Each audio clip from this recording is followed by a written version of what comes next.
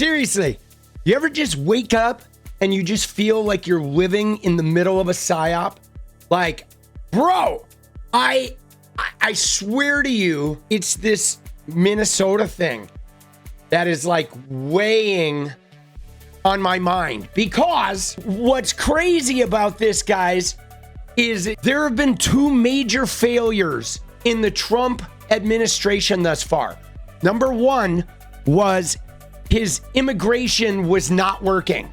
It was overwhelmingly negative. He was losing on immigration. They didn't like the tear gassing, the violence, the throwing pregnant women down to the street, etc. Okay? So his immigration was losing the PR battle. Then Epstein blows up in his face. So now he has two major distractions. Nobody's backing his immigration. That's actually working against him. That was his number one thing. And then Epstein was haunting him. Now, remember, the people that are behind this Trump regime are people like Chris Rufo at the Manhattan Institute, the Heritage Foundation, the people that came up with the CRT and the DEI angles of attack. Okay? Now, I don't know, a couple weeks ago, Trump does an interview and he starts talking about Somalis.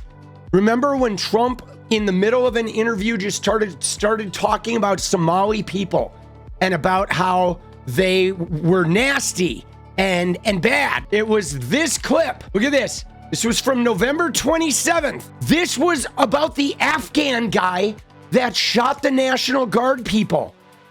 And Trump, out of the blue, starts talking about Somalians and Minnesota. Many of these people are criminals. Many of these people are people that shouldn't be here. And many of them have been gotten out. I mean, we've gotten out a lot of the people that, we've taken a lot of them out of here. But they came in legally, right? Yeah, I know this deal. Sorry, many are wonderful. Yeah, I'm sure. I said many are here legally, though. What should they think in terms of their prospects? Well, they can't be happy. Okay, they can't be happy because what's taking place between that, if you look at Somalia, they're taking over Minnesota, and we got a lot of problems with the gangs, with all of the things taking place in Minnesota. We have an incompetent governor. So wait, he's talking about the Afghan people that came over, the Afghan shooter, and all of a sudden he just throws Somalians and Minnesota in there on November 27th. All right, now watch the reporter. Dope. We have a dope governor.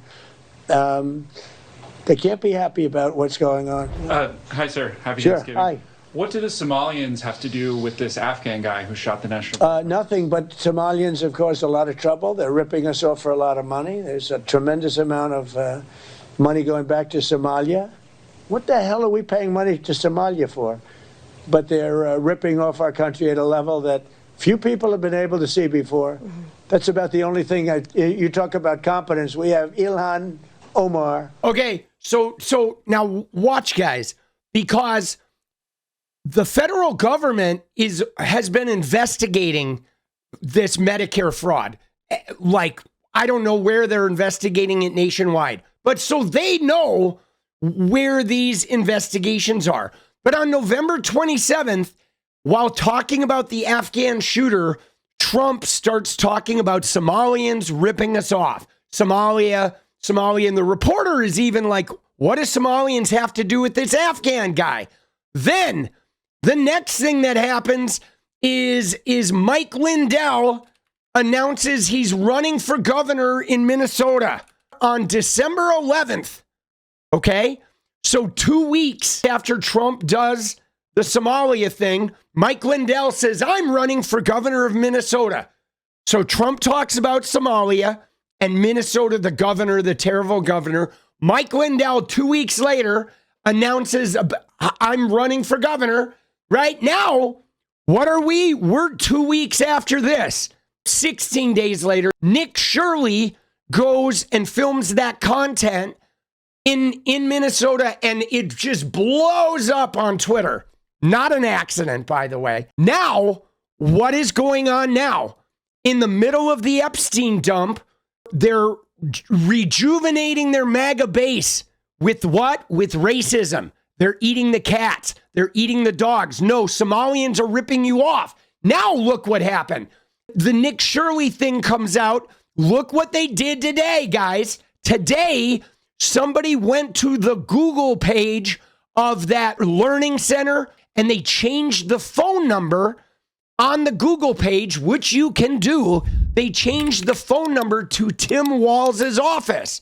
So today you had Benny Johnson and every other right-wing influencer posting this content. I just tested this personally and it's completely true. Calling Sweet Angel Childcare in Minnesota immediately connects you to Tim Walz's office.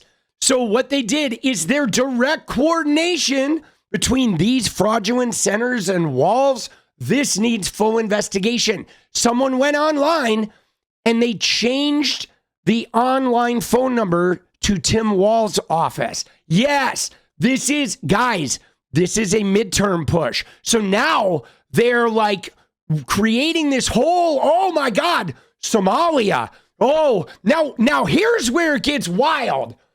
Because for the last 5 years, Donald Trump has been saying, hey guys, you know why you can't buy a house? You know why you can't get a job? You know why you don't have any money? It's because of these immigrants coming from Mexico and coming from South America. That's been their tagline. You know it has. And now they've deported a bunch of people and nothing has changed. Well, look at what 𝗤𝗢𝗟𝗏 was doing today. All right. Remember, she's the new like Zionist Benjamin Netanyahu, like Trump fan. We saw her arguing with Cenk Uygur. Look at what she did today. And I bet you're going to start hearing this from other people. This scandal is totally appalling, but it is also unsurprising. And that's because it's a microcosm of what ails the Democratic elites.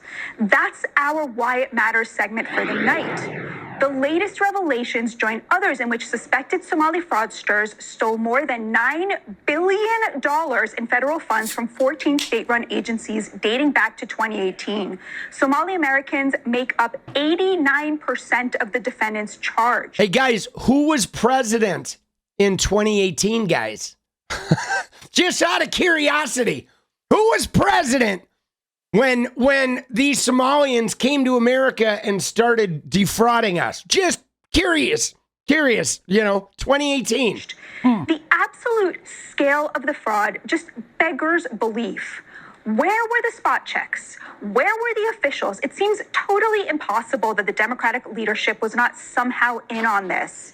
Just think about how outrageous this is. You are wondering whether you can afford to have another child because childcare is so expensive. Meanwhile, a group of Somalis in Minnesota got $110 million for childcare centers that don't exist. See, again, though, like none of these numbers are confirmed. This $9 billion is not confirmed. I mean, again, though, the fraudsters, whether they're Somalians or whether they're Brett Favre and Tate Reeves and Rick Scott, all of the fraudsters should be put away. This fraud should absolutely be punished. But like, my God, we have so much fraud in Medicare from billing, United Health, Rick Scott, Tate Reeves, and Brett Favre, and whoever else is looting like welfare funds at the state level. We have no idea how many state agencies are looting government programs when they never expanded Medicaid under Obamacare. I mean, my God, Ron DeSantis's wife, Casey, defrauding her fucking super PACs and shit. You had the Trump kids defrauding cancer charities. I mean, fraud is like a massive problem. But now, look at this. You can't afford another kid because Somalians, okay? The Somalian fraudsters are why you can't afford to have a kid. You can't afford a home, but 100 Somalis spent millions of your taxpayer dollars on luxury properties. You're paying $30K a year for terrible health care. Look at what she's done. In this one report, guys, she is saying your child care, Somalis, you can't buy a house, is no longer the illegal immigrants. Now it's Somalis. 100 Somalis are why you can't buy a house, and you have bad health care. not because the Republicans don't have a health care plan and they've gutted Obamacare, but because Somalis, right? You see what they're doing? Now this is like literally 1, 2, 3. Trump starts talking about Somalis in a random press conference. Everyone's like, why he's talking about Somalis? Then there's the N-word thing where that woman calls Somalis N-words. They raise her a couple $100,000. Was she paid to do that? I don't know. Was that 𝗙𝗪𝗃 like funded in order to pay her to create that thing? Right? Because they know that these Somali investigations have been undertaken by the Biden DOJ. And then next thing you know, they send in Nick Shirley. Elon pumps that shit up. Now they're changing phone numbers. Voila. Now they have their 2026 campaign. It's no longer about the brown immigrants from South America. It's about the Somalis, which also keys into anti-Muslim sentiment, which also keys into these blue states. The Democrat elites are looting you. Forget about Epstein. We have a crisis. You can't buy a home and your health care is damaged because of these Somali people. 1, 2, 3, guys. This is literally their entire, like, it's like you can see them on a whiteboard just planning out their 2026 campaign. Isn't that crazy? Isn't that fucking nuts, guys? Boom. It's their new, an extension of DEI. It's DEI point 2. And now what I wonder is are we going to see these talking points spread across other right-wing influencers? Because all of this shit was literally blamed on Mexicans and people from South America 1 year ago. Here's what's hard, and this is about Minnesota, guys, because they centered on Minnesota for a reason, okay? When you wonder, why is all this focus on Minnesota? Why is it on Minnesota? Part of it is Mike Lindell, but part of it, guys, is that Tim Walz is not good when he's under attack, okay? We saw Tim Walz during Kamala Harris. Tim Walz, when he's out there just talking about how weird the Republicans are, he's great. But when a reporter's like, you lied, you stolen valor, what's wrong with you? Or J.D. Vance in the thing, or when Nancy Mace was like, what is a woman? And he's like, what do you want me to say? Tim Walz is not good when he's being attacked. And so now they've centered this thing to where all the reporters are going to be attacking Tim Walz, and he's like very bad when attacked. Gavin Newsom, when he's attacked, is like, fuck this, I'm going to turn it back on you, right? Tim Walz is not good at that. So they are trying to center this whole thing around a guy who's very bad at defending himself. And that's a purposeful strategy. They noticed Tim Walz's weakness during the election. Everybody noticed it. He was terrible when the reporters cornered him and said, you've done something wrong. He couldn't wriggle out of it. Okay? And the thing about it is now they're trying to make him the centerpiece. This guy who's not good at wriggling out of it, and they're hoping he sets a fire that burns him down. I mean, he's not a bad guy, but he's just not, he's not sleazy.